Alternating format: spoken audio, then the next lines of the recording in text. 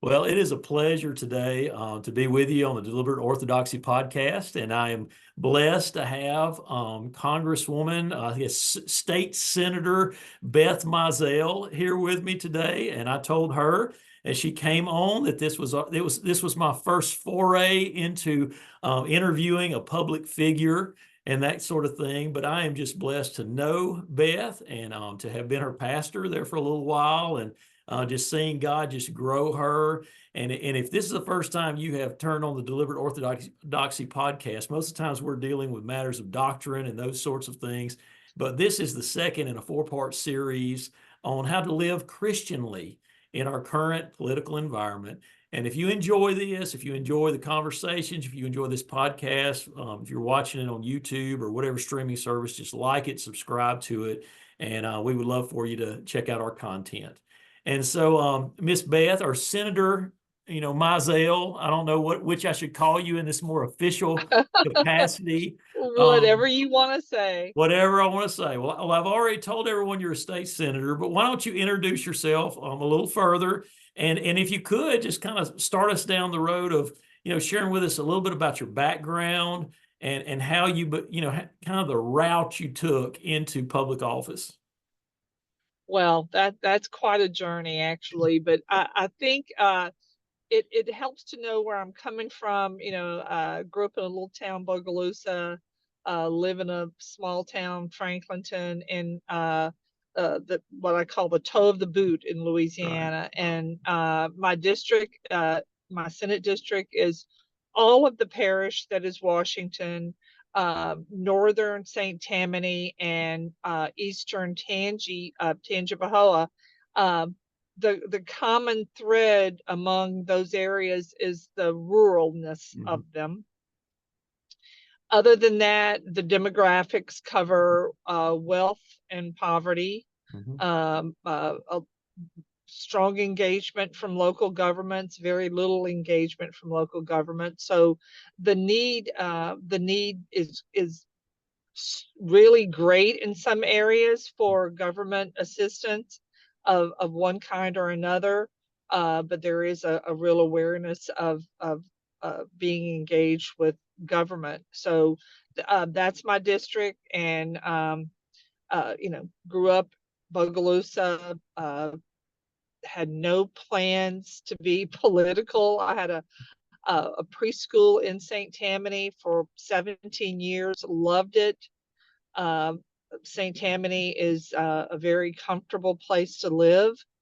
Sold the preschool, moved to Washington Parish, saw a different need for engagement in local government. And because of that, got involved in politics almost on a dare from a local elected official, like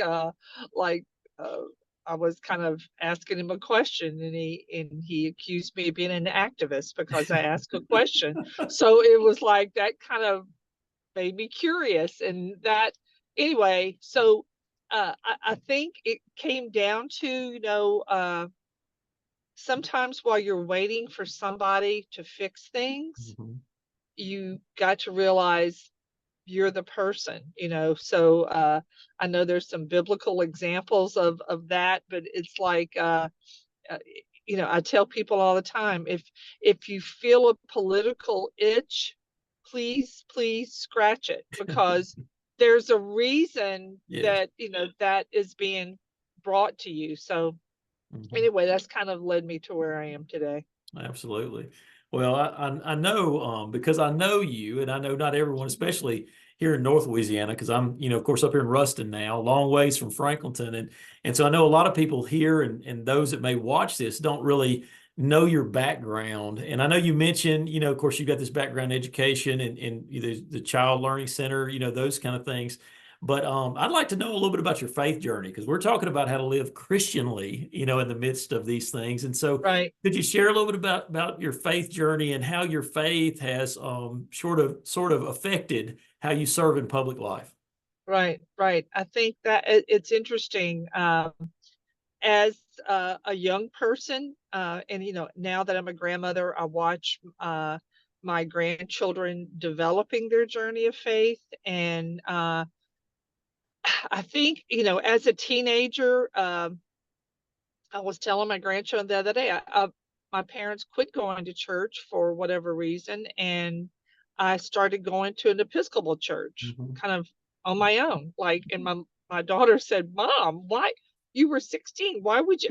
But I don't know. It was just I don't know how that happened, but met my fella in high school who became uh, my lifelong partner, and we were married 40 plus years before he passed away. And when I met him, he had been fully immersed in church attendance Mhm.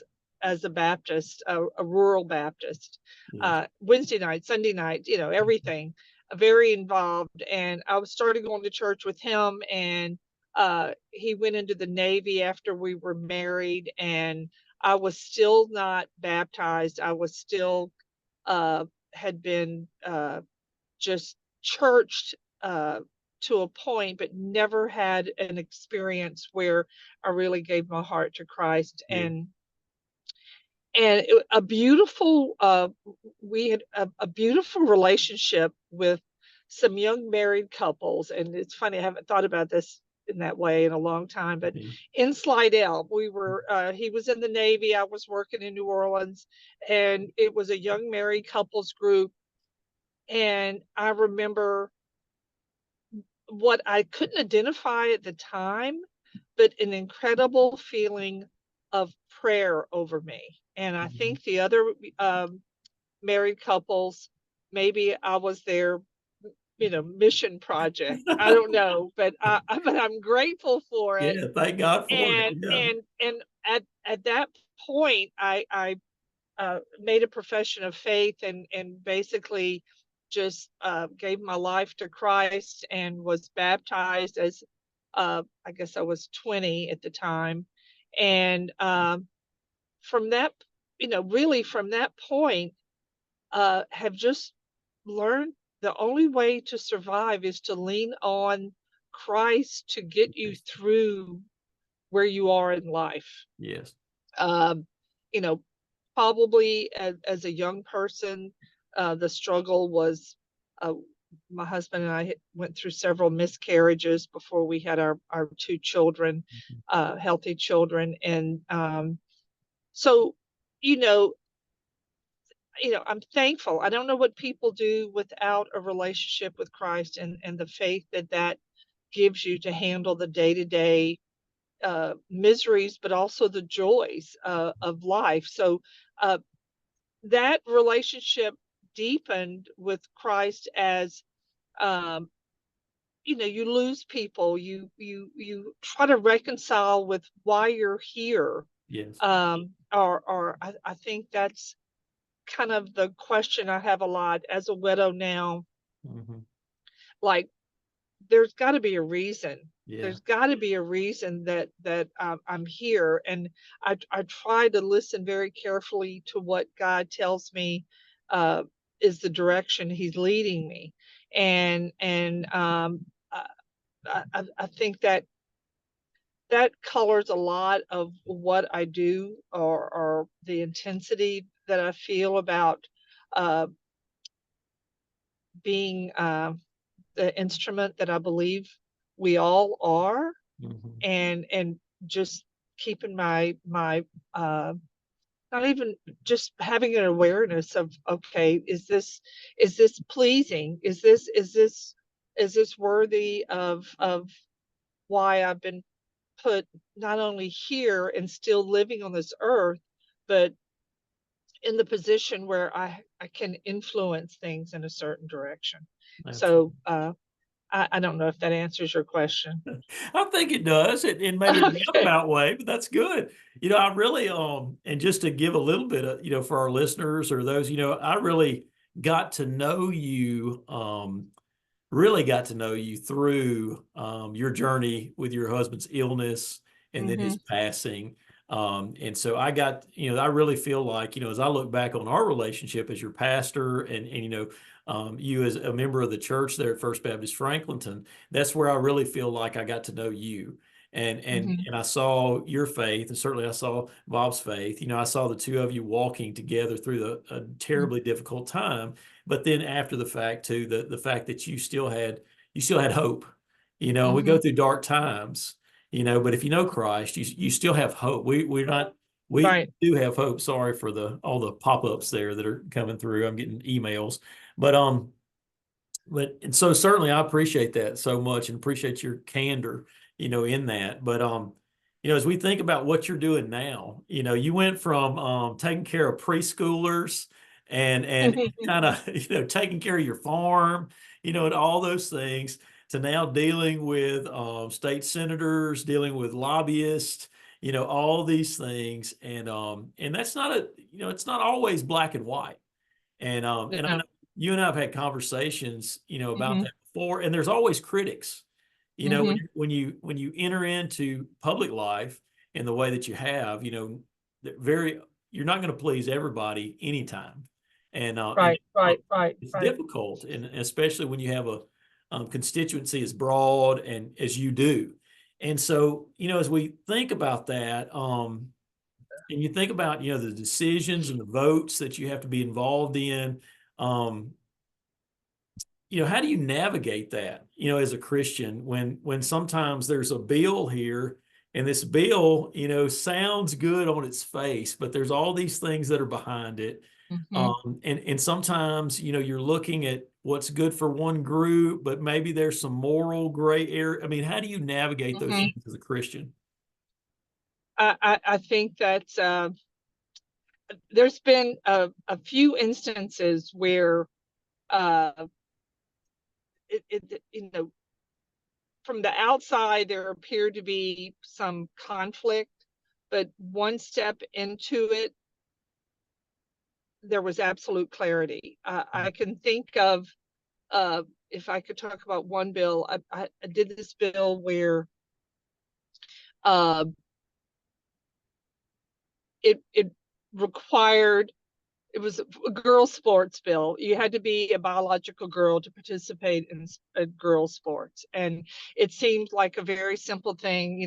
It was something I believed to be so. I mean, you could look at it from the aspect of Title IX was there to protect women's sports, and we were kind of dismantling what we knew had been the right thing to put in place. So that was, there was one aspect of it, but it turned into this like a firestorm of ugliness, and the bill, I was told that the bill was mean spirited when I knew in my heart the intent of the bill was to respect the idea that women's sports was there to enhance opportunities for biological women. Mm-hmm. And the bill passed. The governor vetoed it. When the governor vetoed it, there was actually an effort to override the veto, which was unheard of. Yeah. And I felt a tremendous weight. I mean, I knew pastors had reached out and were contacting legislators. Yeah. Pastors were, the Capitol had a room full of pastors, which was incredible. Mhm. And I felt a weight that I had to choose the right words to go to the floor to ask for the vote on the bill. Mhm. And I'm sitting the night before with a tablet, and I just had this. I could get emotional, and I'm not a crier, Brother Paul. I quit crying. Um, I got this perfect peace that there was no word. I had to. There was nothing I needed to say. Mhm. That it was such an obvious. The Spirit of God had either influenced the vote one way or the other. This Mhm. was way out of my hands. This was Mhm. not for Beth to choose the right word to do it. It was already, and I think there's a lot of things like that that Mhm. that if we let our our thoughts and our spirit lean toward what we know is the right thing, not the politically expedient thing, Yes. Yes. not what may, there's scorecards. The business groups keep a scorecard.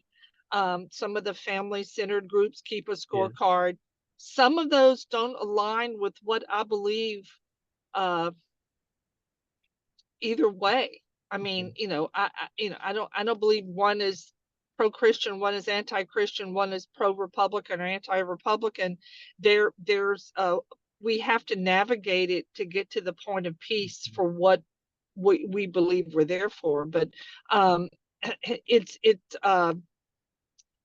it's an interesting, like a little waltz, I guess, where Yeah. um, you've got to decide. I know there was just a situation where uh, we were scored against if we voted to allow the budget to be expanded. This was 2 years ago, but it sticks with me because I voted for that because I, the poster child for what I get for extra money from the state is a little Y in Bogalusa Yeah. that is the only place that offers after school care, tutoring, or lunches during the summer or swimming lessons. I get them $100,000 a year, and they somehow provide all these services with donations and that. And I had a hard time thinking Yeah. that what I had done uh, was, as a conservative or as a Christian or as a resident of the state, the wrong thing to do by making sure my Y was going to get enough money to Yeah. take care of those children for the year. So as long as I'm able to put my head on the pillow and Yeah. think, okay, you may not like what I did, but I'm at perfect peace about it. And that, I think that's what a lot of it comes down to. Yeah. I'm not here to and I think I may have told you this. When I was Senate Pro Tem, I had a freezer of ice cream for the members in my office. And the members would come by on their way out after session and get an ice cream or whatever. Our school kids would come. That was paid for by the lobbyists for gambling. I have never voted for, seriously, I have never voted for a gambling bill Oh, ever. we're uncovering great conspiracies here on the, yeah, there Right, you right, go. right. But I've never voted for a gambling bill, and he knows not to ask me. Yeah. But I mean, it's like there does not have to be, there doesn't have to be, he respects that I'm not. I respect that he's not going to Yeah. ask. You So out of everything that we talk about on this video, somebody's going to clip that. That's what they're going to clip right there, and it's going to be in the news yeah, in Washington Parish. That Beth's taking money from the gambling lobbyist. she takes gambling ice cream. That's Yes, right. Not money, ice cream, just ice cream. ice cream, That's ice it. cream. Yeah. Well, that's Well, and awesome. and all I do is hand it out. So There you that's go. great. That's right. Yeah, You're that's just a right. pass through. You're like an ice cream launderer, in Congress. So, there But it is, and I think that's been probably the most uh, illuminating thing of observing legislators and how what triggers their vote a certain way. And yeah, it's a lot easier when you know what your belief that's system right. is. That's right. Hmm. Well, and I think one of the things right now, and of course, always during a national election, during these, Oh my. that's when we feel like everything gets to sort of this fever pitch, and we see this sort of polarization, in our Hmm. nation, and of course, I mean, we have the luxury, and I guess we have to think about this. We have the luxury of living in the communities we live in, and Hmm. really it's only when we get to those national elections where things get to such this fever pitch and those things. But I know you feel even those things at a local level, and certainly we feel those things. You're in the state senate, and so you're dealing with political issues, and then also all of the media things that swirl around that, and whether it be social media, those kind of things. And so, you know, um, sometimes, it just makes some of us feel like disengaging, when you, and I shared Monday on our first in this series, I watched the presidential debate. I watched 5 minutes at the beginning last week, Yeah. and I got so sickened, I turned it off. And then about 35, 40 minutes in, I turned it back on, list for another 5 minutes, and it was no better. And I was so disheartened by all parties involved. We're not going to say anymore. Right. All right, all Right. parties involved. I was just Hmm. disheartened by this is what we're putting up here, and then this Right. is how we Right. engage Right. with each other, all those things.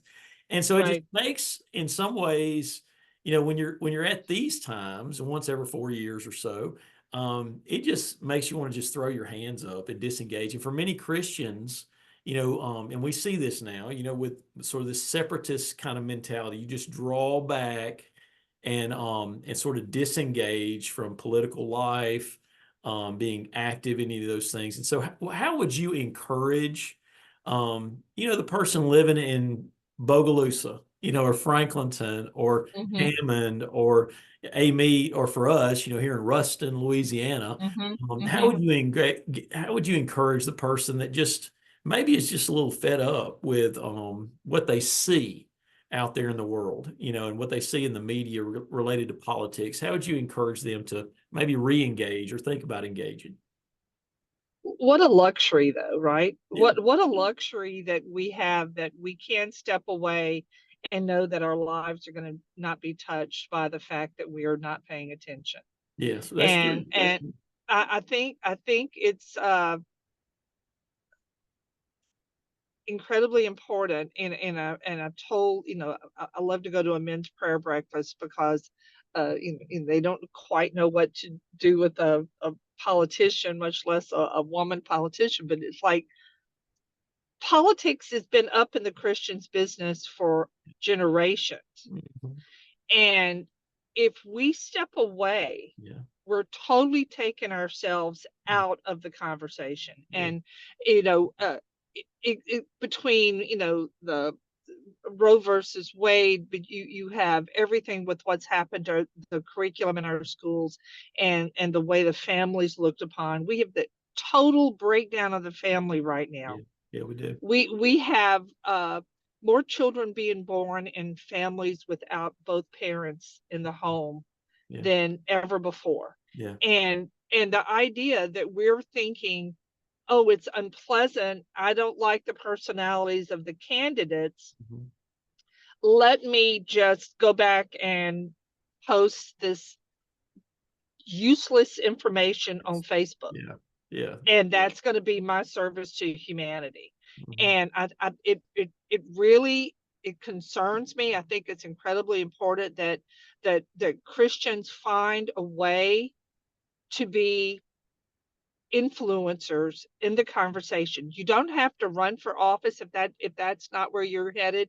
You don't have to attend a political meeting, but there are people in your community. You don't have to go to Mexico or Italy or Venezuela. There are people in your community. There are children who definitely need a positive role model, yeah, that you could change a life. So there's ways. I mean, I just think it's really disheartening that my goodness, look at the apostles. yeah, yeah, I mean, Rome was up in their face hmm, all day, every day, and they found ways to get the message out at with just shoe leather. that's right. And it's so important that we find that way. I spoke to a group of retired teachers yesterday, and my fear is that people who have the ability to influence, like teachers or Christians or these moral leaders, are going silent on us. Yeah, Uh, yeah, so that I, more than anything, I was a CASA for 16 years mhm, before I was elected. I couldn't do it after I was elected; they wouldn't let me. But those children have nobody to speak for them, that's right. and that is something. I mean, something as simple as that. You're a, I just don't believe God wants us to shut ourselves off and look at a screen all day and then not ever use the ability we have to touch another human being directly. So Yeah. uh, I think it's really important that Christians pay attention. Yeah. They need to read, they need to expand, and they need to read what people that disagree with them are saying, Yeah. And that, because yeah. you got to be ready for that argument.